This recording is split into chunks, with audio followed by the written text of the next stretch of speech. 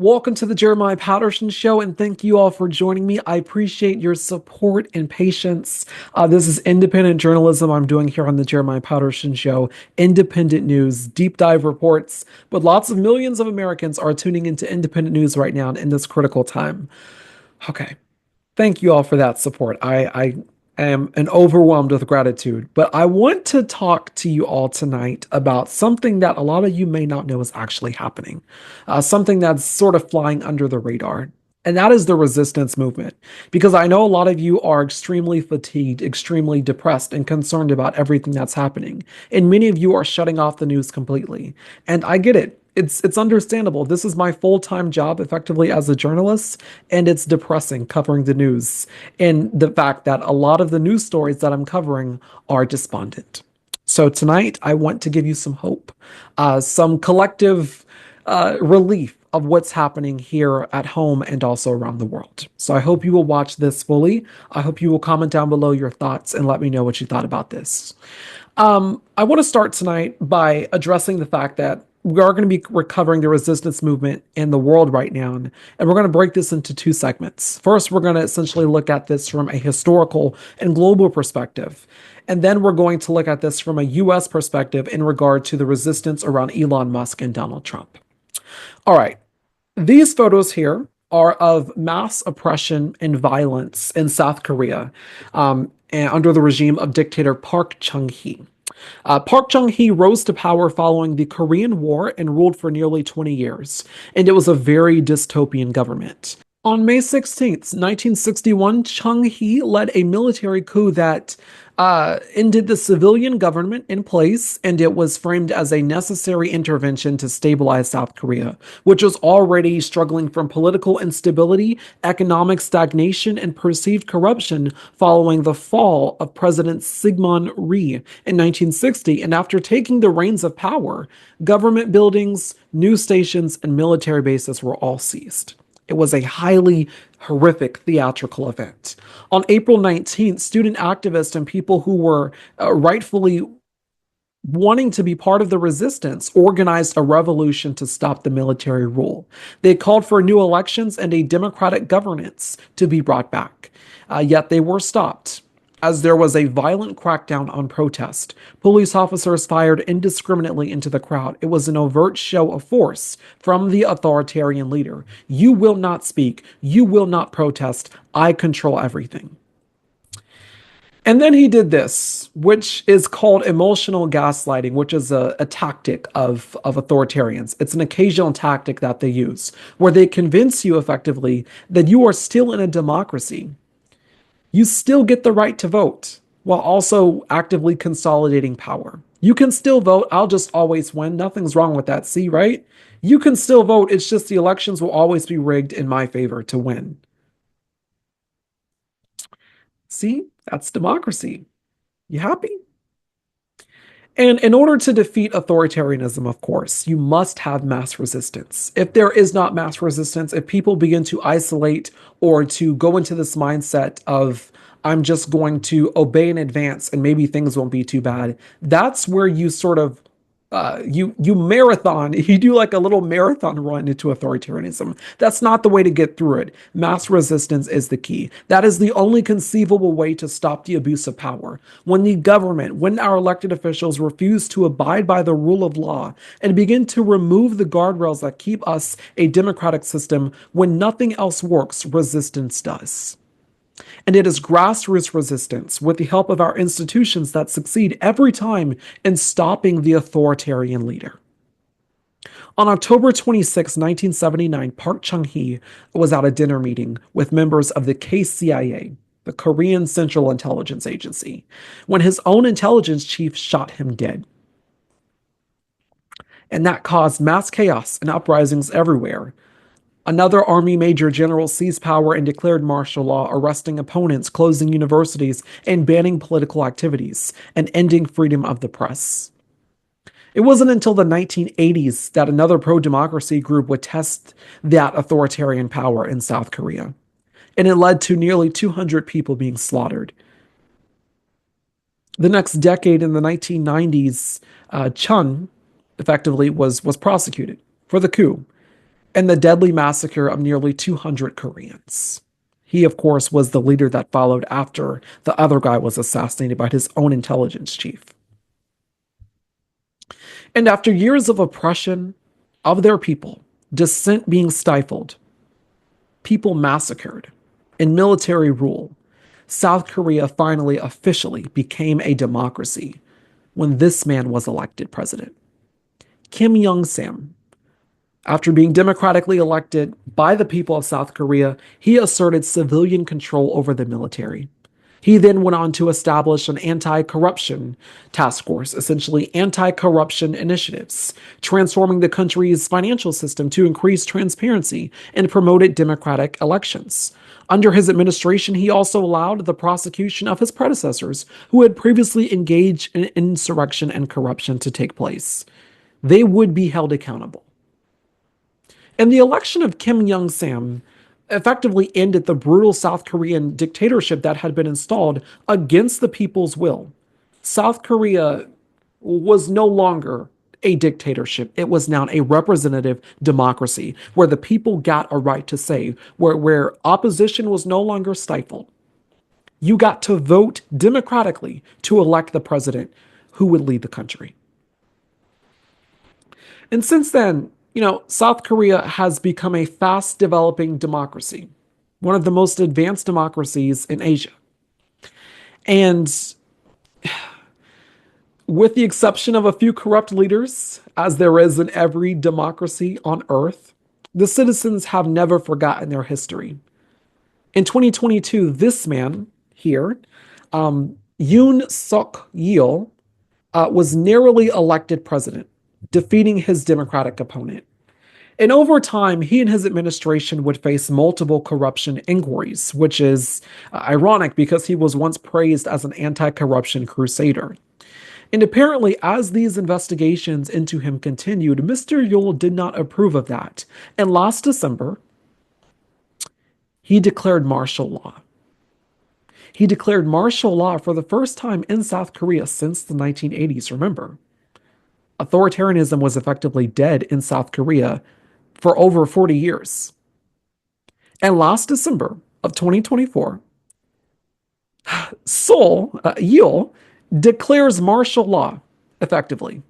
He does not agree with the fact that he's being investigated as the conservative president of South Korea. So he declares martial law. And what that does effectively is shut down the parliament, which is the equivalent of our Congress. Also closing the courts, and called the opposition party that was investigating him sympathizers of North Korea that need to be dealt with. They're the real enemies of democracy. Also, let's declare martial law and let's make sure that the parliamentary is closed and sealed, and let's put the military in front of it, because if we do that, then the military can't reverse course, can't reverse the order of martial law that I put into place, because that's the only way to reverse martial law in South Korea. So let's lock them out of parliament. When South Korean citizens got wind of that, and knowing their history full hand, the resistance surged into the streets. They were not going back into authoritarianism. They were not going back into those hellish dark times. Watch. 북한 공산 세력의 위협으로부터 자유 대한민국을 수호하고 비상 계엄을 선포합니다. 11 p.m. Tuesday, December 3rd, South Korea's President Yoon Suk-yeol comes on TV and declares martial law. Martial law puts the military in charge, and in this case, bans all political activities. And that change happened within minutes. Soldiers marching down to the parliament. Helicopters landing on the roof.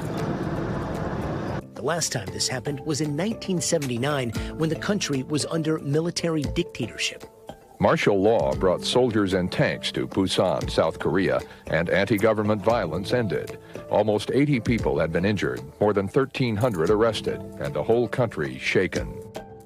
This time around, the opposition party mobilized quickly. Here's their leader, live streaming himself climbing over the National Assembly walls to get inside the building. 국민 여러분, 국회로 와주십시오.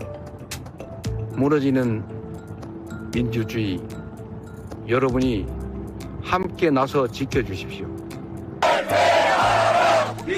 And the people came, and so did the police. Then the military showed up. And a little after 1 in the morning, a majority of Parliament voted to lift the declaration of martial law. One by one, police and soldiers started filing out, but things weren't over yet. Roughly 6 hours after the president declared martial law, he officially backed down. 철수시켰습니다. 바로 국무회의를 통해 국회의 요구를 수용하여 계엄을 해제할 것입니다. Facing police investigations and an impeachment vote, South Korean President Yoon Suk-yeol remains out of the public eye after shocking the world with his brief failed attempt at imposing martial law here. Since then, protests against him are growing louder. Thousands are joining rallies. They're chanting Yoon Suk-yeol must resign. The crowd, a mix of generations, equally outraged by the attempt to upend democracy. Protests are going through the center of Seoul, reveal how deeply unpopular the South Korean president has become. I started with the example of South Korea to allude to the fact that there is mass global resistance right now. There is a rise of authoritarianism around the world. And it's not being covered a lot by the mainstream press. There is a lot of distractions. There's lots of other things that's being talked about right now in the national media, in the national press. But what happened in South Korea was such a show of force, was such a show of civic resistance that they literally backed down. You heard there them calling, effectively, the opposition party calling for the citizens to get to parliament, to protest, to make your voices heard about this, to be loud about the fact that the president just declared martial law. He just effectively declared an insurrection. This is treason. This is treason. Yes, though, even so, Mr. President, you reversed it. You're still going to be held accountable for what you did. And so you have this, where the South Korean president is now facing being formally removed from office, following Seoul's constitutional court after being impeached and arrested because of that resistance there, because of what happened, that they raised hell and they raised alarm about the fact, knowing their history, they were not going to go back into an authoritative dictatorial government. They were not going to go back into that. They knew their history, they acted on it, they resisted, and they won. That is the South Korean example for resistance. Mass resistance defeats authoritarianism. I'm not saying that as a term. I'm not saying that because it's catchy. I'm saying that because it's true. And that example is what we can learn from when we look at global politics, when we look at the state of geopolitics. I mean, even just beyond South Korea's example, authoritarianism is on the rise in the world, but the resistance is louder. We're going to have a special report on that later this week because it is worth covering the amount of far-right authoritarian governments that are rising. But tonight, I just want to talk about the resistance in which you will find global inspiration. In 2008, this is another story. In 2008, Russia invaded the nation of Georgia, a former Soviet state, effectively, and decided that they were going to make it as closely aligned as possible with Russia. And to this day, Russia occupies 20% of Georgians' territory and has installed pro-Putin puppets to ensure that the country stays under Russian control, that it stays under Russian ideology and their way of thinking. And 2 years ago, there was a resurgence in protest all over Georgia because a foreign agents bill was introduced.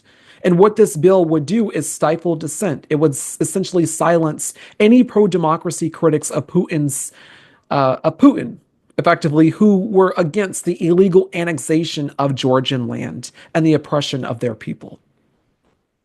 And Georgians, they took to the streets to protest that. Activist Anya Tavizdi said, quote, "We fought it off like hell, used every instrument of our disposal." And initially, that resistance did work. It did work. It was a huge victory, but the government, essentially, they brought it back. They brought it back as a revised version last year, and it was approved despite the opposition in the streets. And there is a far-right party in Georgia called Georgian Dream, and they've been in power since 2012. And protesters have said it's felt like a rapid shift towards authoritarian rule. According to reporting by CNN, when Georgia's pro-Western president Seloum Zourabichvili described the election as rigged and for Georgians to go out into the streets and protest to defend their democracy, she was silenced and replaced by far-right former soccer star as president in mid-December of last year. After the Western adjacent president of Georgia effectively was replaced by this far-right former soccer star, the government began essentially continuing to impose sanctions and restrictions on the freedom of assembly. But make no mistake, her message was received and it was heeded. Since last year and even still now, there are gargantuan protests in the nation of Georgia, not just to protest this authoritarian far-right government, but also to express their opposition to become more aligned with Russia or join it altogether. Over 80% of Georgians support joining the European Union, which would make the country more Western aligned in terms of democratic governance and would shift them away from Putin. That's why they're protesting. And that's why the far right Georgia party wants to shut them up. But the resistance is growing despite the pushback. The resistance is growing despite the crackdowns. Despite hundreds of Georgians getting arrested, beat, and silenced, they're willing to fight and die for democracy. They do not want to merge into a dictatorship, into a co-aligned state with Putin. In Germany, last week, at least 200,000 people gathered in the streets to protest the rise of the far-right AfD party in Germany ahead of their elections on February 23rd, which is coming up very soon. This party isn't just far right, it is aligned with Nazi ideology. But hundreds of thousands gathered in Germany, essentially to protest, to say, no, we are not going back. We will not become a part of our history again. There will be no other Hitler in Germany. I know lots of you saw what happened this week in terms of Vice President J.D. Vance berating European leaders and German officials, telling them to remember their values. We're going to have special coverage on that tomorrow when we talk about our rise of authoritarianism. That may be later today, but we'll see how I feel after recording and editing all of this. But the rule of thumb here is to look at the fact that there is resistance happening right now. Global resistance. If you just look at this from a geopolitical perspective, there's resistance happening as well here at home. But I wanted to give you this example, because the rest of the world is resisting authoritarianism right now. They are standing up and fighting back. Mass resistance is how you win. You're going to try to take over our parliament? You're going to try to declare martial law? Really? Well, I'm going to fight this soldier with his gun. We are going to resist. We are going to be in the streets. We are going to protest. We are not going to fall flat and allow fascism and the dictatorship and authoritarianism to start. We are not going to sit idly by and isolate and cry and sort of, as our rights are being taken away from us day by day.